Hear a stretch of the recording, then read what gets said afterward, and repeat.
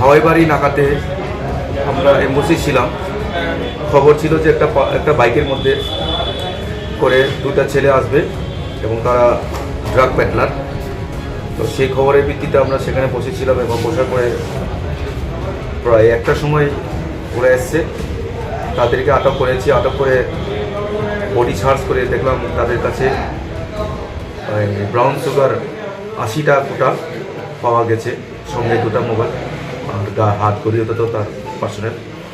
ওখান থেকে দুটা ছেলেকে আমরা ড্রাগ সহ ধরে নিয়ে এসেছি। তাদের নাম কি এবং বয়স?